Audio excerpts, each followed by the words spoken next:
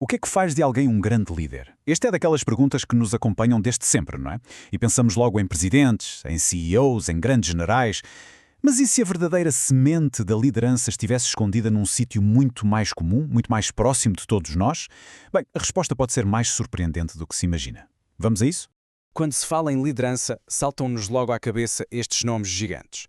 Figuras como Júlio César, com a sua mente estratégica brilhante, o Abraham Lincoln, o homem que conseguiu unir uma nação partida ao meio, e, claro, Nelson Mandela, um verdadeiro farol de resiliência cuja força moral inspirou o mundo inteiro. Eles são, no fundo, os nossos arquétipos, os modelos que usamos para definir o que é um líder.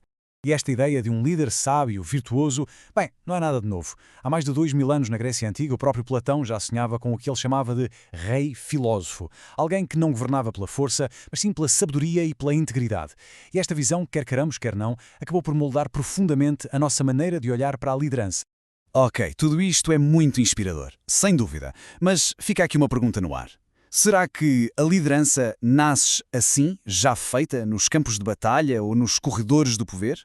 Ou será que a semente é plantada muito, muito antes?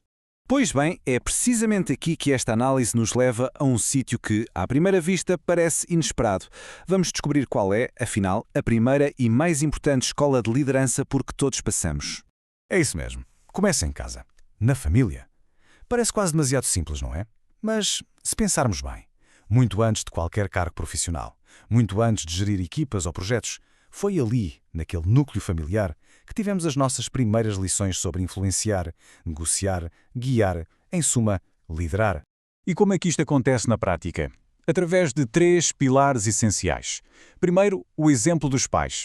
Para o bem e para o mal, eles são o nosso primeiro espelho de autoridade. Depois, claro, a dinâmica com os irmãos.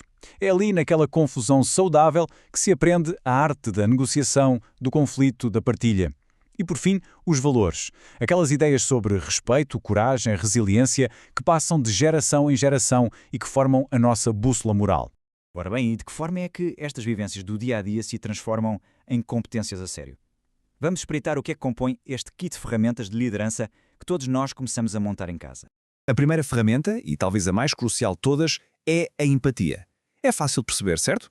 Se uma criança cresce num ambiente onde os seus sentimentos são validados, onde há espaço para falar e, mais importante, para ser ouvido, ela aprende naturalmente a colocar-se no lugar dos outros. E sem isto, convenhamos, não há liderança que resista.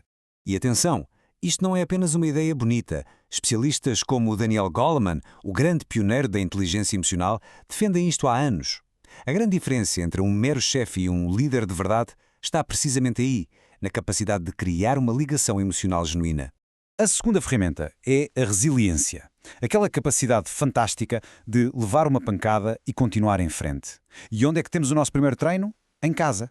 A família é o nosso primeiro ringue. É lá que lidamos com a desilusão, com o não e que aprendemos a levantar-nos e a tentar outra vez. É ali que se forja o músculo da persistência. Isto faz lembrar o grande psiquiatra Viktor Frankl, um homem que sobreviveu ao Holocausto e que nos ensinou que a nossa maior liberdade está na forma como escolhemos responder às dificuldades. E essa lição fundamental começa muitas vezes a ser aprendida ali mesmo, no nosso pequeno mundo familiar. A seguir na lista, responsabilidade. E isto começa nas coisas mais simples que se possa imaginar. Arrumar o quarto, pôr a mesa, tomar conta do irmão mais novo.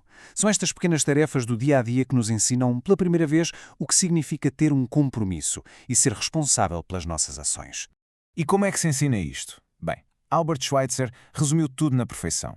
O exemplo não é a principal forma de influenciar, é a única. Os pais não ensinam responsabilidade com sermões, eles ensinam sendo eles próprios responsáveis. As crianças absorvem o que veem, muito mais do que aquilo que ouvem. Ok, está claro como tudo isto se forma em casa. Mas a grande questão é, como é que esta bagagem toda se transporta para o escritório, para a empresa, para o mundo profissional? A ligação é surpreendentemente direta. Basta olharmos para estes dois estilos. De um lado, um líder colaborativo, que gosta de ouvir, que valoriza a opinião da equipa. É muito provável que tenha vindo de uma família onde o diálogo era encorajado. Do outro lado, o líder autoritário, do tipo manda quem pode, obedece quem tem juízo. Provavelmente está só a replicar um modelo que conheceu bem em casa. No fundo, a nossa família dá-nos um guião que muitas vezes seguimos a vida inteira sem nos darmos conta. E isto não é só teoria. Tem consequências muito práticas. Pensemos na segurança no trabalho. Um líder que aprendeu em casa a valorizar o cuidado, a responsabilidade pelo outro, vai levar isso para a sua equipa. Vai criar um ambiente onde a segurança não é só uma regra afixada na parede, mas uma prioridade genuína. E isso, claro, previne acidentes, melhora o ambiente e, no fim de contas, muda tudo. No final do dia, é a tal famosa frase de Peter Drucker: a cultura come a estratégia ao pequeno almoço. Podemos ter o melhor plano de negócios do mundo, mas se a cultura da organização for má, nada feito. E essa cultura é moldada, acima de tudo, pelos valores do líder. Valores que, como já vimos, têm raízes muito, muito profundas. E com isto, chegamos então ao nosso momento de reflexão, à altura de juntar todas as peças deste puzzle. Se há uma ideia a reter de toda esta conversa é esta: a nossa primeira equipa não foi no trabalho, foi a nossa família. E as lições de liderança mais importantes e duradouras não vieram de um livro ou de um curso de formação. Vieram das experiências que tivemos em casa. O que nos deixa com uma pergunta final, e é uma pergunta de peso. Se a base de todos os futuros líderes está a ser construída hoje, agora mesmo, nos lares de todo o mundo, que responsabilidade temos nós na forma como estamos a moldar os líderes de amanhã? Fica a reflexão